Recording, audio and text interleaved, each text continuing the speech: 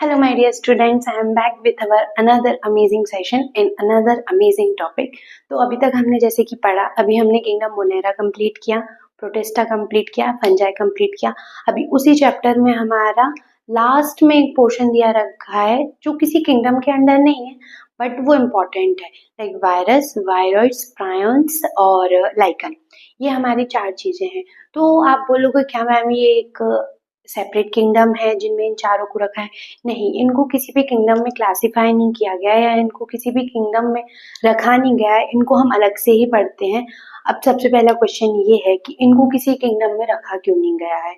क्योंकि सबसे main reason है इसको किसी किंगडम में रखने का या लिविंग किंगडम में रखने का, तो वो ये है कि जो हमारे ये वायरसेस, वायरॉइड्स, प्रायंस ये सब हैं, ये हमारे एसेलुलर ऑर्गेनिजम्स हैं। मतलब इनमें सेलुलर स्ट्रक्चर नहीं होता, इनमें सेलुलर ऑर्गेनाइजेशन नहीं होती।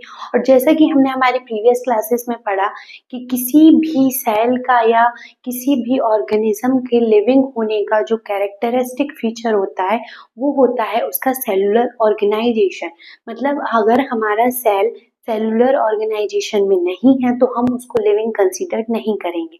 तो अब हम एक एक करके जानते हैं कि वायरसेस क्या होते हैं, वायरॉइड्स क्या होते हैं, प्रायंस क्या होते हैं, लाइकेन। तो अभी हम पहले शुरू करेंगे वायरस से। तो मैं इसके कुछ कैरेक्टरिस्टिक्स आपको बेसिक लिख के लाई हूँ, देन मैं आपको समझाऊंगी और जो यहाँ जरूरी है मैं वो इसमें और ऐड करूंगी। तो चलो बिना ज्यादा टाइम वेस्ट किए हुए हम शुरू करते हैं। तो सबसे पहले हम वायरसेस को समझेंगे। तो पहले हम समझेंगे वायरस का मतलब क्या होता है। तो अकॉर्डिंग टू अवर एनसीईआरटी, हम अपनी एनसीईआरटी के अकॉर्डिंग जाएंगे तो वायरसेस को इन्होंने लिखा है यहाँ पे एक पॉइजनस फ्लूइड की तरह लिखा है या टॉक्सिक फ्लूइड की तरह लिखा है। तो ये हमारा पॉइजन है, वेनम है। तो वायरस का मीनिंग होता है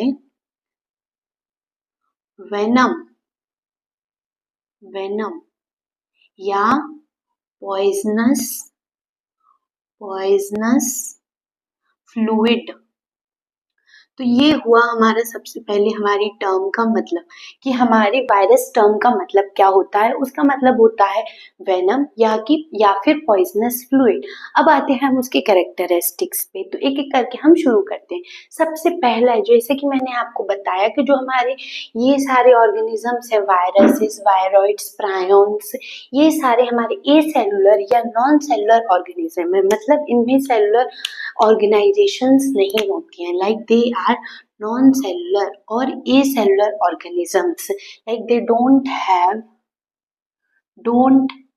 have cellular organisation, cellular organisation, cellular organisation हमारी वायरसेस में नहीं होती है। तो अब हम ये समझेंगे कि मैम अगर इसमें सेलुलर ऑर्गेनाइजेशन नहीं है तो ये हमारे लिए हार्मफुल कैसे हैं या इनका स्ट्रक्चर कैसे होता है। तो हम एक एक करके, सबसे पहले तो ये इनर्ट क्रिस्टलाइन स्ट्रक्चर होते हैं, इनर्ट क्रिस्टलाइन स्ट्रक्चर होते हैं। कहाँ? Outside the living cell. मतलब इसका मतलब ये है कि अगर ये किसी भी लिविंग बॉडी पे नहीं है या अभी ये लिविंग होस्ट के अंदर नहीं है तो ये एक क्रिस्टल की तरह है। एक क्रिस्टल मतलब जैसे कि क्रिस्टल, जैसे हमने शुगर का क्यूब देखा है, हमने सॉल्ट का क्यूब देखा है, तो वैसे ही अगर ये आउटसाइड द लिविंग होस्ट है तो ये एक क्रिस्टलाइन स्ट्रक्चर में होते हैं। इनकी मशीनरी या इनकी फंक्शनिंग कहाँ शुरू होती है? Once they enter the living cell या लिविंग होस्ट। एक बार ये हमारे अंदर या लिविंग बॉडी के अंदर जाते हैं उसके बाद ये सारी हमारी मशीनरी और फंक्शनिंग को टेक ओवर कर देते हैं और ये इनका पूरा प्रयास रहता है कि ये जो होस्ट में है या जो किसी भी लिविंग सेल में है उसको ये सब पूरी तरह से नष्ट कर दे या खत्म कर दे। तो ये वायरसेस का यहाँ से उसकी फंक्शनिंग और मशीनरी होती है। वायरसेस मेनली नहीं, वो फंक्शन ही करते हैं लिविंग होस्ट के साथ। जैसे कि हम समझते हैं कि कोरोना वायरस के बारे में अभी सबको ही पता होगा, लाइक XYZ सबको पता होगा। तो कोरोना वजह से अभी ये मान लेते हैं ये पेन है, इसमें अभी कोरोना वायरस, इसके ऊपर अभी कहीं कोरोना वायरस है तो वो अभी एक्टिव फॉर्म में नहीं है। क्यों एक्टिव फॉर्म में नहीं है? क्योंकि जो हमारा ये मार्कर है ये कैसा है? ये हमारा नॉन लिविंग है, ये लिविंग नहीं है। और वंस अगर जैसे इसको मैंने अपने पास लेके आई, मैंने इसको इनहेल किया और अगर वो कोरोना वायरस मेरी बॉडी के अंदर एंटर कर जाता है तो अब उसका मीन्स रोल शुरू होगा। अब वो सारी मशीनरी को टेकअप कर लेगा, मेरी बॉडी को हाईजैक कर लेगा और मेरे सारे फंक्शन को खराब करेगा, बिगाड़ेगा, अपनी प्रोसेस को शुरू करेगा, अपना रिप्रोडक्शन करेगा, अपनी प्रोजेनी बनाएगा और फिर इवेंचुअली ये मेरी पूरी बॉडी में फैल जाएगा और मैं किस चीज से ग्रस्त हो जाऊंगी, मैं कोरोना वायरस की चपेट में आ जाऊंगी। और अगर मेरी इम्यूनिटी उससे लड़ने की नहीं होगी तो अल्टीमेटली मेरी डेथ हो जाएगी। तो ये हमारे वायरस का काम होता है कि अगर वो जब तक लिविंग सेल की कांटेक्ट में नहीं आता है या लिविंग सेल में एंटर नहीं करता है, तब तक वो हमारा एक क्रिस्टलाइन स्ट्रक्चर होता है, जो कि इसका एक तरीके से क्या कह सकते हैं, ऑब्लिगेट पैरासाइट की तरह काम करता है वायरस, कि जब तक वो किसी भी लिविंग होस्ट के कांटेक्ट में आए वो अपना काम नहीं कर सकता। इस तरीके से वायरस हमारे ऑब्लिगेट पैरासाइट्स भी होते हैं। तो चलो अब हम आते, अब इसमें कुछ साइंटिस्ट आए जिन्होंने डिस्कवरी किए, कुछ एक्सपेरिमेंट्स किए और कुछ उन्होंने अपने अपने एक्सपेरिमेंट्स के बेसिस पे हमको बताया। तो हम एक एक करके पढ़ेंगे। बहुत सारे साइंटिस्ट थे लेकिन हमें सिर्फ उन पे फोकस करना है जो हमारी एनसीईआरटी में हमको गिवन होते हैं। तो हमारे सबसे पहले आते हैं डी आइवेनोविस्की, जो कि 1892 में, हमको डेट याद करनी पड़ेगी क्योंकि एनसीईआरटी में गिवन है। डी आइवेनोविस्की या डिमित्री आइवेनोविस्की, इन्होंने टोबैको मोज़ेक वायरस यानी टोबैको एक mosaic virus, tobacco mosaic virus, इन्होंने टोबैको के प्लांट पे देखा कि एक टोबैको मोज़ेक एक वायरस है जो कि टोबैको प्लांट्स को अफेक्ट कर रहा है।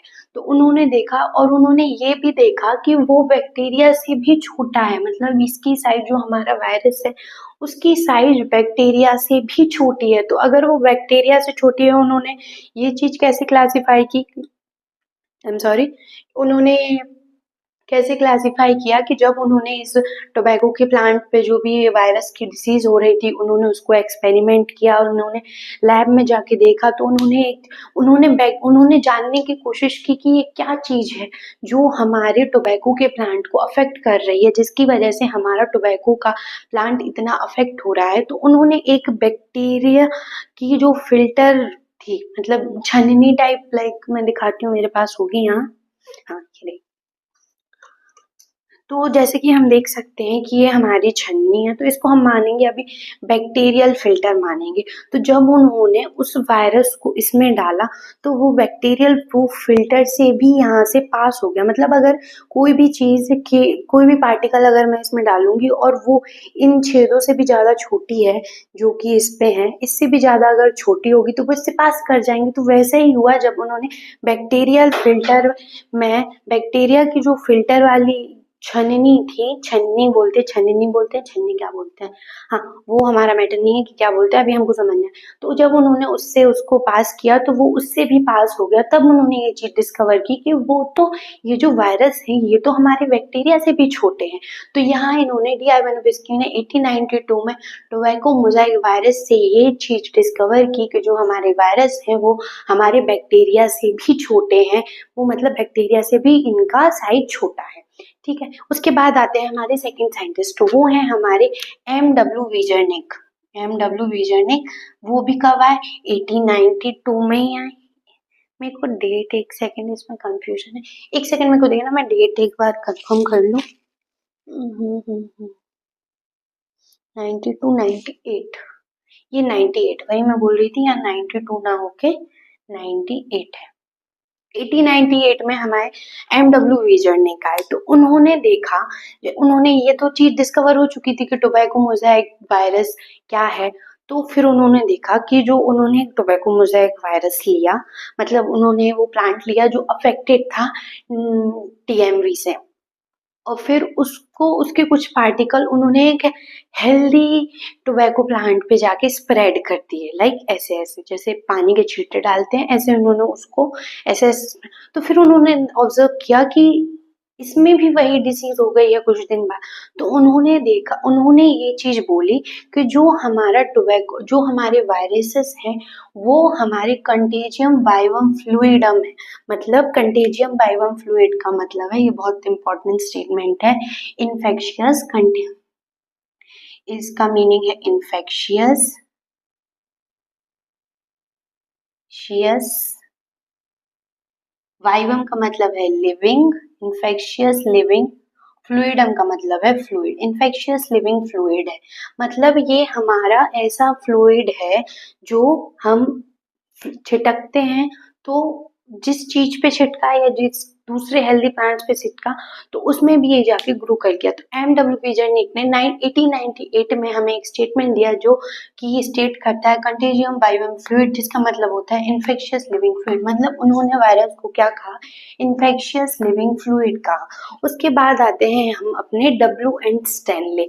इन 1935 में डब्ल्यू एंड स्टैनले ने बताया कि जो कि हम देख चुके हैं कि क्रिस्टलाइन स्ट्रक्चर है, कि जो हमारा वायरस है वो एक क्रिस्टलाइज्ड स्ट्रक्चर है आउटसाइड द लिविंग होस्ट, और उसके जो क्रिस्टल्स होते हैं वो क्या होते हैं, वो प्रोटीन्स होते हैं। तो ये हमारे डब्ल्यू एंड स्टैनली ने बताया कि जो हमारे वायरस हैं वो क्रिस्टलाइज्ड स्ट्रक्चर है outside the living host, and उसमें जो क्रिस्टल्स होते हैं वो किस चीज के हैं, वो प्रोटीन्स के हैं।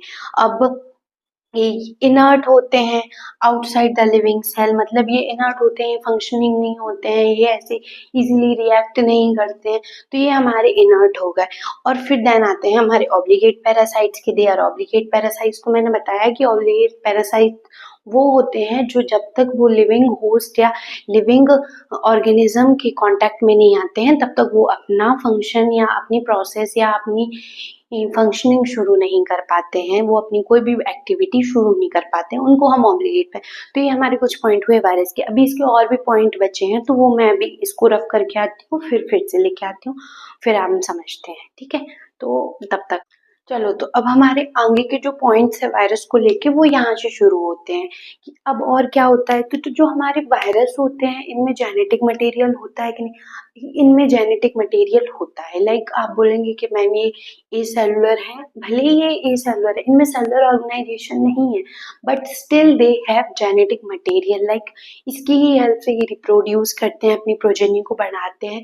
तो ये genetic, they contain genetic material. तो अब आप बोलेंगे जेनेटिक मटेरियल में डीएनए होता है कि आरएनए होता है, इनमें दोनों होते हैं। डीएनए भी हो सकता है और आरएनए भी हो सकता है, इनमें दोनों होते हैं, डीएनए भी और आरएनए भी। तो जो हमारे वायरस हैं वो न्यूक्लियोप्रोटीन है। जैसे कि अभी हमने बोला था कि हमारे जो वायरस होते हैं वो क्रिस्टल स्ट्रक्चर में होते हैं, और वो क्रिस्टल हमारे क्या होते हैं, तो वो प्रोटीन, और न्यूक्लियो हमारा न्यूक्लिक एसिड्स, मतलब जी हम जो हमारे जेनेटिक मटेरियल है जैसे कि डीएनए और आरएनए, तो ये हमारे न्यूक्लिक एसिड है, इसलिए हमने इसको नाम दिया न्यूक्लियो प्रोटीन का। तो वायरसेस आर न्यूक्लियो प्रोटीन। अब हमारे वायरस में इन्फेक्शियस क्या होता है, मतलब जिसकी वजह से ये डिसीजेज होती हैं, जिसकी वजह से ये होस्ट को किल करते हैं या खत्म करते हैं, तो इनका जो जेनेटिक मटेरियल है वही इन्फेक्शियस है। Like there genetic material is infectious. इनमें जो डीएनए और आरएनए है वही इन्फेक्शन कॉज करता है, वही डिसीजेस के लिए रिस्पॉन्सिबल है। अब हमारे देखेंगे कि हमारे प्लांट्स में कौन सा जेनेटिक मटेरियल होता है और एनिमल्स में कौन सा। तो सबसे पहले प्लांट्स में देखेंगे, तो प्लांट्स में हमारा सिंगल स्ट्रैंड आरएनए होता है। लाइक हमारा सिंगल स्ट्रैंड आरएनए। तो हमारी प्लांट्स में अभी हमने जो डिसीज पढ़ी थी वो कौन सी थी, टीएमवी यानी tobacco mosaic virus. Tobacco mosaic virus, तो ये हमारे टोबैको मोज़ेक वायरस होते हैं। तो इसमें सिंगल स्ट्रैंडेड आरएनए होता है, इसका स्ट्रक्चर कुछ ऐसा होता है, लाइक दिस। ये पूरा round round round round round round round होता है, मतलब ये हेलिकल स्ट्रक्चर बनाता है पूरा ऐसे राउंड जाके, जैसे कि ये हमारा वो टोबैको मोज़ेक वायरस है, इसके राउंड राउंड राउंड पूरा हेलिकल स्ट्रक्चर है। ये कैप्सोमियर, ये कैप्सिड्स होते हैं। एक सिंगल यूनिट को हम कहते हैं कैप्सिड्स और ग्रुप को कहते हैं कैप्सोमियर। प्रोटीन कोट को कहते हैं कैप्सिड, और इसके जो सहारा मिल के आता है तो वो कैप्सोमियर होता है। फिर इसके अंदर यहाँ हमारा जेनेटिक मटेरियल होता है, सिंगल स्ट्रैंडेड। तो ये पूरा ऐसा होता है, फिर एक लेयर, फिर दूसरी लेयर, फिर ये हमारा इसमें सिंगल स्ट्रैंडेड आरएनए होता है। ये हमारे कहाँ होता है? Tobacco mosaic. अब हमारे एनिमल्स में भी डिसीज कॉज करता है। हाँ बिल्कुल, ये एनिमल्स में भी डिसीज कॉज करता है। तो एनिमल्स में होता है, हो सकता है एनिमल्स में दोनों हो सकते हैं, आरएनए भी हो सकता है, डीएनए भी हो सकता है। सिंगल और डबल स्ट्रैंडेड आरएनए भी हो सकता है या डबल स्ट्रैंडेड डीएनए हो सकता है। तो ये हुआ हमारा एनिमल्स के। अब आते हैं हम हमारे बैक्टीरियोफेज पे। तो हमारे बैक्टीरियोफेज क्या होते हैं? सबसे पहला क्वेश्चन ये है कि व्हाट इज बैक्टीरियोफेज। सबसे पहले बैक्टीरियो मतलब बैक्टीरिया, फेज मतलब वायरस। ऐसे वायरस जो बैक्टीरिया में डिसीज कॉज करते हैं, viruses that affects bacteria are bacteriophage. Virus that affects bacteria are bacteriophage. तो ये हुआ हमारे बैक्टीरिया। अब बैक्टीरियोफाज में क्या क्या होता है? प्रोटीन कोट होता है, जो कि हमारा किस चीज का बना होता है? कैप्सिड का, जिसको प्रोटीन कोट को कैप्सिड कहते हैं, जो कि हमारे बैक्टीरियोफाज के प्रोटेक्शन के लिए होता है। और जब बहुत सारे कैप्सिड मिलते हैं तो हमारा कैप्सोमियर बनता है, जो कि हेलिकल भी हो सकता है या पॉलीहेड्रल भी हो सकता है। हेलिकल जैसे कि हमने टीएमवी के केस में देखा कि हमारा जो कैप्सोमियर है वो हेलिकल स्ट्रक्चर लाइक दिस, कि ये हमारा ऐसे ऐसे ऐसे ऐसे ऐसे है और बीच में ये हमारा इसमें सिंगल स्ट्रैंडेड आरएनए है। तो ये हुआ हमारा बैक्टीरियोफाज। अब बैक्टीरियोफाज का मैं यहाँ पे छोटा सा डायग्राम बना के आपको बताती हूँ कि उसमें क्या क्या होता है। उसके बाद हम इसकी डिसीजेस के बारे में जानेंगे और यहाँ हमारा वायरस होता है खत्म। फिर उसके बाद हम वायरोइड्स, प्रायोन्स और लाइगेंड्स पढ़ेंगे। तो चलो अभी, क्योंकि सबसे बड़ा पार्ट इसमें वायरस का ही था, कि क्योंकि इसमें बहुत सारी चीजें थी वायरस में समझने के लिए। तो प्रायोन्स, क्योंकि हमें एनसीईआरटी से ही पढ़ना है और हम एनसीईआरटी को ही कवर करेंगे क्योंकि क्वेश्चंस यहीं से आते हैं। बाकी अगर कुछ कुछ चीजें जो बाहर की जरूरी है मैं वो भी बताते जाऊंगी, लेकिन हमें बेसिकली एनसीईआरटी पे ही स्टक रहना है। तो अब उसके बाद आते हैं हम इसके डायग्राम पे। तो डायग्राम हम कहाँ बना दें? यहाँ बना दूं कि यहाँ बना दूं? अरे यार, यहाँ बनाते हैं। चलो ठीक है, कोशिश करते हैं बनाने का। मार्कर कहाँ है? ये रहा मार्कर। तो सबसे पहले हमारा इसमें आएगा हेड, यहाँ आती है हमारी कॉलर, फिर उसके बाद आती है हमारी शीथ, फिर उसके बाद आती है हमारी टेल फाइबर।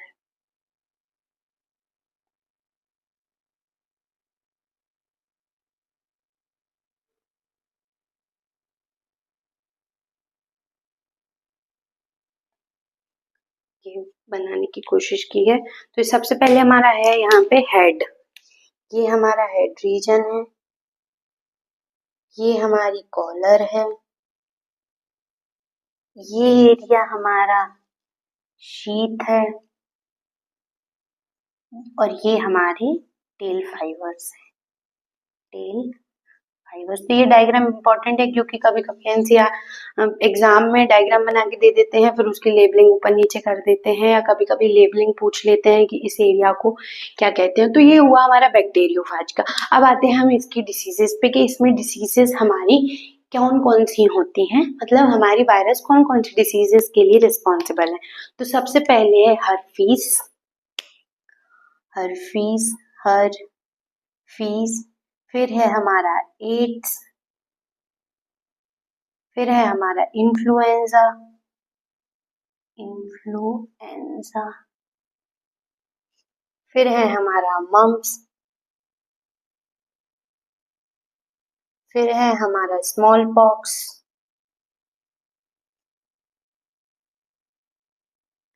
मीजल्स, रूबेला और पोलियो। तो ये हुई हमारी डिसीज और इसके साथ हमारा वायरस वाला पार्ट खत्म होता है। ये हुई हमारी एनिमल्स वाली diseases, herpes, AIDS, influenza, mumps, small pox, measles, rubella, polio. तो मतलब ये हमारी जो एनिमल्स में डिसीज है। और प्लांट्स में डिसीजेस के बहुत सारे नाम हैं, लेकिन एनसीईआरटी में प्लांट डिसीजेस में से टीएमवी टोबैको मोज़ेक वायरस के बारे में ही बताया गया है, तो वो मैंने आपको बता दिया है। और इसमें जो सिम्टम्स होते हैं तो लीफ कर्लिंग, रोलिंग और येलोइंग प्लांट्स में, वीन रोलिंग और वीन में येलो येलो हो जाना पत्ती, तो मतलब उसके विजिबल कैरेक्टरिस्टिक या सिंड्रोम्स ये होते हैं प्लांट्स में। तो इसके साथ हमारा वायरस कंप्लीट होता है। अब हम आते हैं हमारे नेक्स्ट पे, जो कि हमारा वायरॉइड्स। तो अब हम शुरू करते हैं हमारे वायरॉइड्स प्रायॉन्स के बारे में। तो सबसे पहले हम वायरॉइड्स को समझेंगे कि वायरॉइड्स को डिस्कवर किसने किया और कब किया। तो 1971 में 1971 में टीओ डायनर ने डिस्कवर्ड किया था वायरॉइड्स को। इसको कैसे डिस्कवर्ड किया था? एक इन्फेक्शियस एजेंट है, मतलब ये इन्फेक्शन कराने में हेल्प करता है, इसलिए इन्फेक्शियस एजेंट है। इसकी जो साइज है वो स्मॉलर देन वायरस से भी छोटा है। वायरस हमारा बैक्टीरिया से छोटा था और अभी ये हमारा वायरॉइड्स वायरस से भी छोटा है, तो smaller than virus. Caused potato spindle tuber disease. तो इसमें जो डिसीज वायरस जो हमारी डिसीज कॉज करते हैं, पोटैटो स्पिंडल ट्यूबर डिसीज, तो इसमें होता क्या है कि जो हमारा नॉर्मल आलू है, ये हमारा गोल मटोल आलू है। अब अगर इसमें हम वायरॉइड्स का इन्फेक्शन हुआ तो हमारा ये ऐसा हो जाएगा, मतलब स्पिंडल शेप्ड हो जाएगा। तो जिससे हमारा इस वाले आलू में हमारा बहुत सारा फूड है, स्टोरेज है, स्टार्च है, और इसमें हमारी यील्ड भी कम हो गई और इसमें फूड भी कम है। तो इस तरीके से ये पोटैटो स्पिंडल ट्यूबर डिसीज करता है। इसमें फ्री आरएनए होता है, मतलब इसका जो आरएनए होता है वो फ्रीली होता है। लेग्ड प्रोटीन कोट, इसमें प्रोटीन कोट नहीं होता है, जिसको हम क्या कहते हैं, कैप्सिड, हमने अभी पढ़ा है। तो इसमें कैप्सिड नहीं होता है। इसका मॉलिक्यूलर वेट, जो इसका आरएनए है उसका मॉलिक्यूलर वेट कम है, क्योंकि पहली बात तो ये वायरस से भी छोटा है। इसमें आरएनए फ्रीली प्रेजेंट है, तो जो उसका जो आरएनए है वो कैसा है, हमारा लो मॉलिक्यूलर वेट का है, मतलब उसकी साइज छोटी है और वो हमारा आरएनए छोटा है। तो ये हुआ हमारे वायरॉइड्स के बारे में। तो अब उसके बाद वायरॉइड्स के में हमें ये कुछ ही पॉइंट्स याद करने हैं, क्योंकि एनसीईआरटी में 3-4 लाइन का दिया है, मैक्स टू मैक्स 5 लाइन्स को। तो ये कुछ पॉइंट्स है जो इम्पोर्टेंट है, जिनसे क्वेश्चन बनते हैं। डायरेक्ट क्वेश्चन बनता है पोटैटो स्पिंडल ट्यूबर डिसीज से और लो मॉलिक्यूलर वेट से, एंड देन टीओडाइनर वाले कि वायरॉइड्स को डिस्कवर किसने किया। देन कभी कभी इसमें इससे भी इसकी साइज, मतलब एनसीईआरटी की तो हर लाइन इंपॉर्टेंट है, बट जहाँ से मेनली क्वेश्चंस देखे गए हैं अभी पास्ट ईयर्स में, तो वो है हमारा ये, और ये मॉलिक्यूलर वेट वाला, and then potato spindle tuber disease से। बाकी ठीक है। फिर अब आते हैं हम हमारे नेक्स्ट पे, वो है हमारे प्रायॉन्स। तो हमारे प्रायॉन्स क्या होते हैं? तो ये इन्फेक्शियस न्यूरोलॉजिकल डिसीजेस करवाने में हेल्प करते हैं। मतलब न्यूरोलॉजिकल मतलब हमारी मानसिक बीमारियों में, मानसिक मतलब जिससे हमारे दिमाग पे असर पड़ता है, वो डिसीजेस में हमारे प्रायॉन्स। तो ये हमारे काफी खतरनाक हुए अगर ये हमारे दिमाग पे अफेक्ट कर रहे हैं, जो कि हमारी बॉडी का कंट्रोल सेंटर है या सीपीयू है हमारी बॉडी का, तो उसको इन्फेक्ट कर रहे हैं। तो प्रायॉन्स काफी इन्फेक्शियस होते हैं। और अब ये क्यों होते हैं? क्योंकि इनमें एबनॉर्मली फोल्डेड प्रोटीन होता है। जैसे समझते हैं कि एक हमारे, मान लेते हैं ये हमारी कोई प्रोटीन की स्ट्रैंड है ए बी, ठीक है। अब इसको फोल्ड होना था, तो ये इसको फोल्ड होना था ऐसे, लाइक दे, किसी भी हेलिकल या पॉलीहेड्रल स्ट्रक्चर में इसको फोल्ड होना था ए एंड बी, बट ये कैसे फोल्ड हुआ? Abnormally, like this. तो ये हमारा एबनॉर्मली फोल्डेड हुआ, जिसकी वजह से जिसकी वजह से ये न्यूरोलॉजिकल डिसीजेस कराता है। तो इसमें प्रायॉन्स में एबनॉर्मली फोल्डेड प्रोटीन होता है। इसकी जो साइज होती है वो सिमिलर टू वायरस, मतलब इसकी साइज वायरस ही जैसी होती है, 19-20 का कुछ फर्क होगा, बट इसकी साइज। अब इसमें डिसीजेस कौन सी हमारी एनसीईआरटी में बताई गई हैं कि प्रायॉन्स कौन सी डिसीज कराते हैं? तो वो सबसे पहले है हमारी बीएससी यानी बोवाइन स्पॉन्जिफॉर्म इंसेफेलोपैथी। जिसको हम मैड काउ डिसीज भी कहते हैं, बोवाइन स्पॉन्जिफॉर्म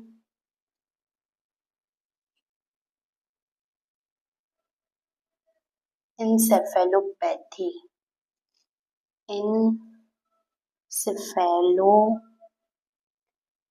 इंसेफेलो मतलब क्या होता है, दिमाग, मतलब हमारा हेड रीजन।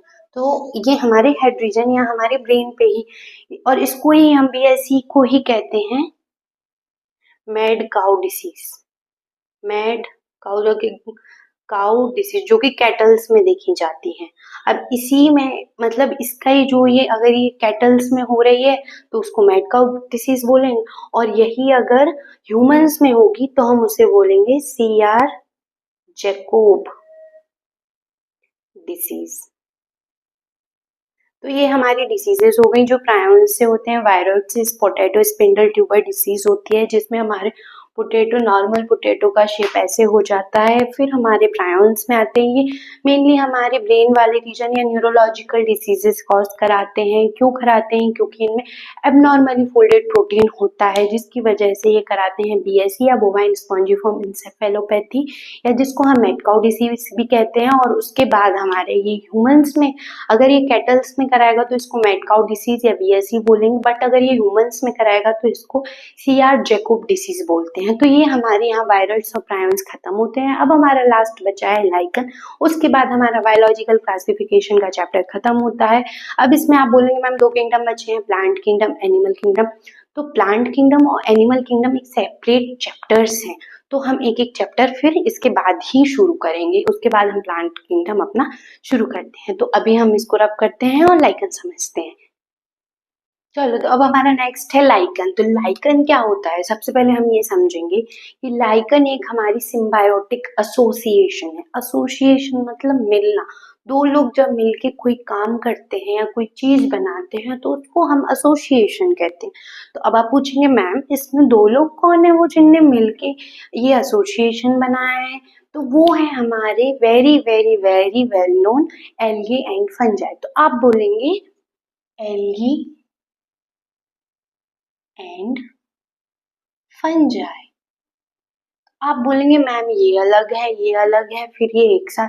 तो अलग अलग होने से क्या मतलब है? जब अगर दो लोग मिलके कुछ म्यूचुअली यूजफुल चीज करते हैं, मतलब जिससे दोनों को बेनिफिट होता है। लाइक जैसे मैं हूँ, मेरी एक फ्रेंड है, तो हम दोनों अलग अलग शहर में रहते हैं या हमारी कंट्रीज ही अलग है। लाइक मेरी तो शहर अलग है मेरी दोस्त का, तो मैं और मेरी दोस्त अलग अलग शहर में रहते हैं। तो इसका मतलब ये तो नहीं है कि हम साथ मिलके कुछ कर नहीं सकते। अगर हम म्यूचुअली कुछ करना चाहें, जैसे हम कोई बिजनेस शुरू करना चाहें, तो हम म्यूचुअली कर सकते हैं जिससे मुझे भी बेनिफिट हो और उसको भी बेनिफिट हो। तो वैसे ही समझते हैं कि एल्गी और फंजाई जब साथ में म्यूचुअली साथ में मिलके यूजफुल कोई काम करते हैं, मतलब दोनों को जिससे फायदा है, तो उस एसोसिएशन को हम लाइकन कहते हैं। ये मतलब हमें अगर लाइकन अगर हम कभी देखेंगे ना, तो हमें ऐसे हम डिस्टिंग्विश नहीं कर पाएंगे कि ये एल्गल पार्ट है और ये इसका फंगल पार्ट है, क्योंकि ये एक दूसरे में इतने ज्यादा समा चुके होते हैं कि वो एक ही यूनिट हो जाती है लाइकन। ये म्यूचुअली यूजफुल है। अब बोलेंगे एल्गल पार्ट को क्या कहते हैं? तो इसका जो एल्गल पार्ट है उसको हम फाइकोबायंट कहते हैं। फाइकोबायंट यानी एल्गल पार्ट, और माइकोबायंट कहेंगे फंगल पार्ट को, फंगल पार्ट। अब इसमें ये होता है ऑटोट्रॉफिक, ऑटोट्रॉफिक, और ये वाला होता है हेटेरोट्रॉफिक, हेटेरोट्रॉफिक।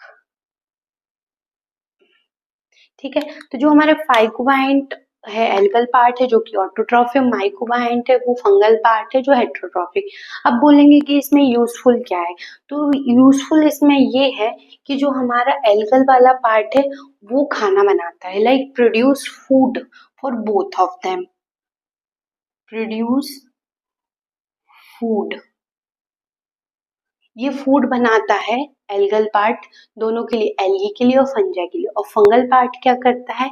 ये शेल्टर प्रोवाइड करता है, लाइक रहने के लिए जगह देता है उन एल्गी को, और दूसरा ये एब्जॉर्प्शन, इसका सरफेस एरिया ज़्यादा होने के कारण इन एब्जॉर्प्शन में हेल्प करता है, absorption of water and minerals for algae. तो ये इसके लिए खाना बना रहा है और ये इसको घर दे रहा है और उसके लिए एब्जॉर्प्शन कर रहा है। जैसे हाँ होता है ना कि अगर दो लोग रेंट से रहते हैं या फ्लैट लेके रहते हैं तो कोई एक खाना बनाता है, कोई एक बर्तन धोता है, जिससे दोनों का काम हो जाता है। तो वैसे ही समझ लेते हैं कि जो हमारा एल्गल पार्ट है वो जो हमारा एल्गी है वो फंगाई के यहाँ रेंट से रहता है और एल्गी उसके लिए खाना बना देता है, क्योंकि उसके पास रेंट देने के लिए पैसे नहीं है, इसलिए वो अपने लिए खाना बनाता है, तो वो फंजाई के लिए भी खाना बना देता है। उसके बदले में जो फंगल पार्ट है, जो हमारे फंजाई हैं, वो उसको रहने के लिए घर देता है कि चलो ये मेरे लिए खाना बना रहा है तो मैं इसको रहने के लिए घर तो दे ही सकता हूँ। फिर अब उसका घर बहुत बड़ा है, तो फिर अब अगर उसके घर में 4-5 रूम्स हैं या ज़्यादा रूम्स हैं तो वो उसको बोल देता है कि अगर अभी कभी तुझे पढ़ाई करनी हो या कभी तुझे कुछ काम करना हो तो तू मेरा ये वाला रूम भी यूज़ कर सकता है करके। तो ये बहुत ही ज़्यादा सिंपल है कि जो हमारा फंगल पार्ट है वो उसको रहने के लिए घर देता है और एल्गी उसके लिए खाना बनाता है। तो ये हमारा हुआ लाइकन के बारे में। अब ये होता है कि ये वेरी गुड पॉल्यूशन इंडिकेटर होते हैं, मतलब जहाँ पे ये ग्रो करते हैं ना वहाँ पे SO2 की जो अमाउंट होती है वो बहुत कम होती है, क्योंकि ये बहुत ज़्यादा सेंसिटिव होते हैं SO2 के लिए, वेरी सेंसिटिव टूवर्ड्स